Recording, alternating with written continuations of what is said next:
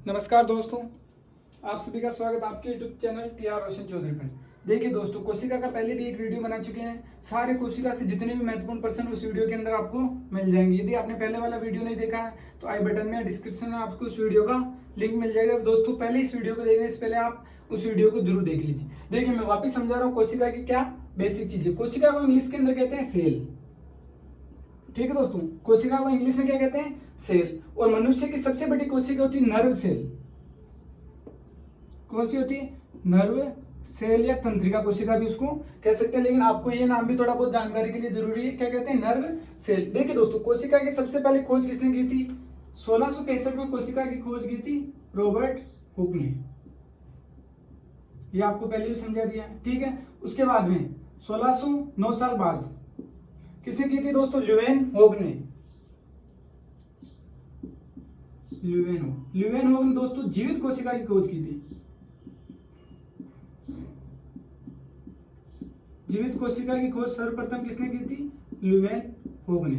एक चीज और है दोस्तों, सबसे पहले आपको वैज्ञानिक नाम याद होने बहुत जरूरी है। अब कोशिका के महत्वपूर्ण प्रकार में से एक होता है तारकाई, ठीक दोस्तों, और एक होता है इसका सेंट्रल पॉइंट या केंद्रक। महत्वपूर्ण चीज आती है, इन दोनों की खोज किसने की थी? मैंने उस वीडियो में आपको नहीं बताया था। केंद्र की खोज की थी दोस्तों वॉन बेंडेड ने।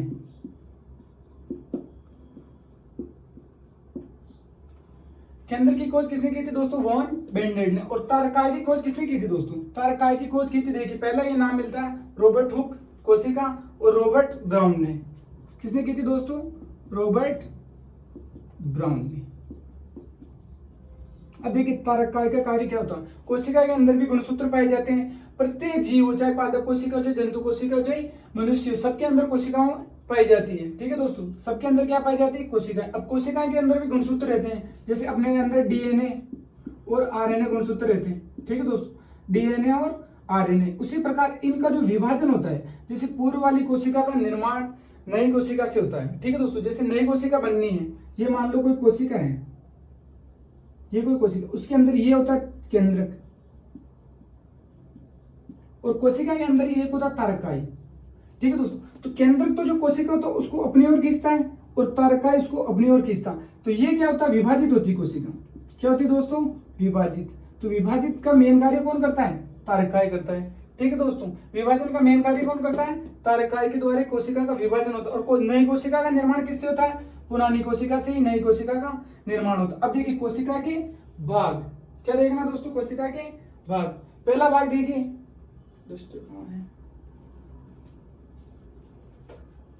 कोशिका के महत्वपूर्ण भाग पहले आपको बता दिए थे। अब आज पढ़ेंगे कोशिका का विभाजन। कोशिका के दोस्तों दो प्रकार होते हैं। कितने प्रकार होते हैं? दो। कोशिका का विभाजन, एक होता है प्रोकैरियोटिक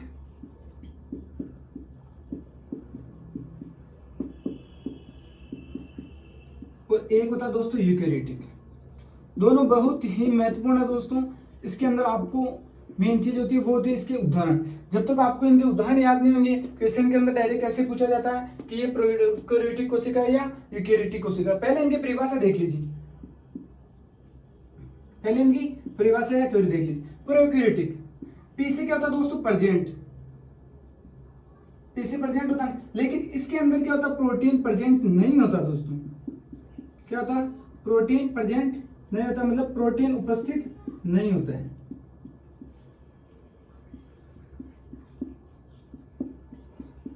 सबसे मेन चीज यही है। क्या नहीं होता दोस्तों? प्रोकैरियोटिक कोशिका में प्रोटीन उपस्थित नहीं होता। अब जब किसी कोशिका में प्रोटीन उपस्थित नहीं होता है तो उसमें केंद्र भी नहीं होगा।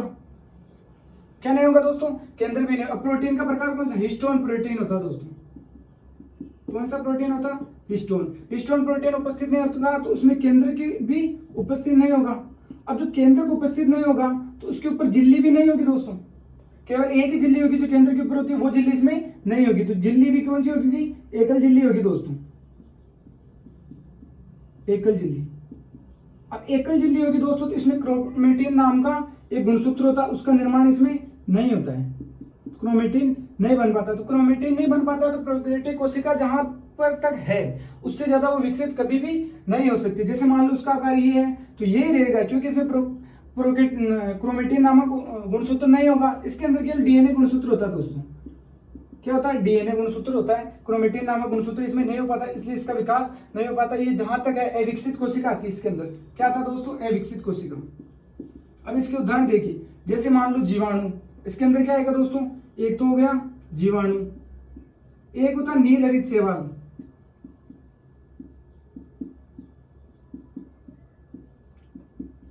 ये इसके महत्वपूर्ण उदाहरण है दोस्तों। जीवाणु हो गया और नील हरित शैवाल हो गया। प्रोकैरियोटिक कोशिका के जस्ट ऑपोजिट क्या है? यूकैरियोटिक है।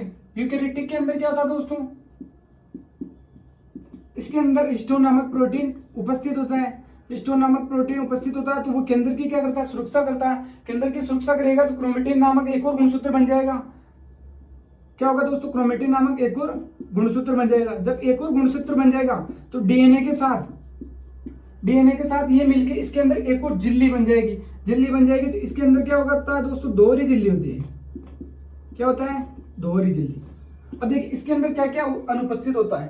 प्रोकैरियोटिक कोशिका में न गोल्जी होता है, न राइबोसोम होता है, न माइक्रोकॉन्ड्रिया होता है और न ही श्लेष्मा झिल्ली होती है, जबकि इसके अंदर दोस्तों सारे उपस्थित होते हैं। ये होता है प्रोकैरियोटिक कोशिका और ये होता है यूकैरियोटिक कोशिका में अंतर। अब देखिए दोस्तों इसके विभाजन, ये तो इसके प्रकार थे भाई। इसके अंदर कोशिका है जिसके दो प्रकार होते हैं, प्रोकैरियोटिक और यूकैरियोटिक। अब इसके प्रकार देखिए दोस्तों, प्रकार तो देख ले अपन ने कितने प्रकार होते हैं? दो, प्रोकैरियोटिक और यूकैरियोटिक। अब इसका होता है कोशिका का विभाजन। विभाजन कितना होता है? विभाजन होता है दोस्तों 3 प्रकार से। कितने प्रकार से होता है? 3। असूत्री विभाजन, समसूत्री विभाजन और अर्धसूत्री विभाजन। ठीक है दोस्तों, अब तीनों की मैं परिभाषा समझा रहा हूँ। विभाजन कितने प्रकार से होता है? असूत्री विभाजन, समसूत्री विभाजन, अर्धसूत्री विभाजन। ठीक है, असूत्री विभाजन, असूत्री विभाजन को अपन प्रोकैरियोटिक कोशिका भी कह सकते हैं। प्रोकैरियोटिक कोशिका में कौन सा विभाजन होता है? असूत्री विभाजन, जिसमें क्या होता है दोस्तों? वो कोशिका जितनी है उतनी रहती है। मतलब अविकसित कोशिका किसमें आती है? अविकसित कोशिका असूत्री विभाजन में आती है, जैसे अमीबा, प्रोटोजोआ, नील हरित शैवाल,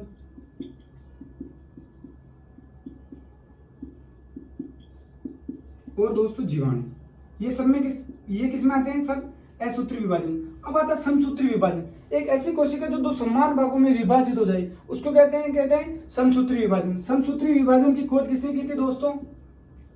समसूत्री विभाजन होता है कायिक कोशिकाओं। किसमें होता है दोस्तों? कायिक कोशिका में। ये याद रखना, क्वेश्चन ऐसे पूछा जाता है कि कायिक विभाजन कौन सी कोशिका में होता है? तो कायिक विभाजन किसमें होता है दोस्तों? समसूत्री विभाजन। अब समसूत्री विभाजन की खोज किसने की थी? देखिए समसूत्री विभाजन की खोज की थी समसूत्री। अब पहले असूत्री देख ली। असूत्री विभाजन किसमें होता है? असूत्री विभाजन होता है दोस्तों जनन कोशिकाओं में। किसमें होता है? जनन कोशिकाओं में।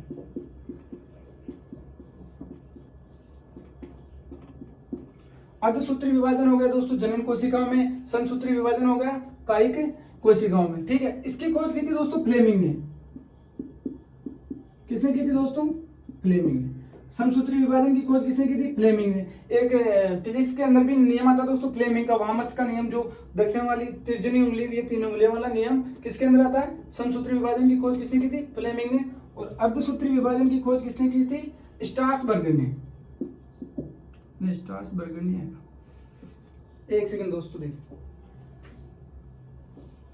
अर्धसूत्री विभाजन की खोज, हाँ दोस्तों, अर्धसूत्री विभाजन की खोज स्ट्रासबर्गर ने की थी। सॉरी, बिल्कुल सही था। किसने की थी दोस्तों अर्धसूत्री विभाजन की खोज? स्ट्रासबर्गर ने। बस कोशिका से महत्वपूर्ण जो भी सवाल है वो इसी से रिलेटेड। अब समसूत्री विभाजन के पुनः 5 भाग आते हैं। अंतावस्था, फिर आता है पूर्वावस्था, फिर आता है दोस्तों मध्यावस्था, फिर पश्चावस्था और लास्ट में आता है अंतरावस्था। अंतरावस्था जो होती है ना कोशिका, वो सबसे छोटी कोशिका होती है, लगभग 2-3 दिन के अंदर ही ये कोशिका समाप्त हो जाती है। और सबसे लंबी कोशिका जो काल होता है वो होता है अंतरावस्था का। वैसे अर्धसूत्री विभाजन को भी 2 भागों में बांटा गया, अर्धसूत्री विभाजन फर्स्ट और अर्धसूत्री विभाजन सेकेंड। ठीक है दोस्तों, इसके अंदर भी बहुत से डीपली होता है, लेकिन जो मेन चीज है वो यही है दोस्तों। वीडियो अच्छा लगा तो दोस्तों लाइक कीजिए प्लीज, और चैनल पर नए हो तो चैनल को सब्सक्राइब करके कमेंट में जरूर बताइए दोस्तों कि इसके अंदर आपको क्या चीज समझ में आया और क्या चीज समझ में नहीं आया। यदि आपको डीपली नॉलेज चाहिए तो मैं इसके प्रकार और इनके बारे में भी आपको अच्छे से समझा दूंगा। थैंक यू सो मच दोस्तों।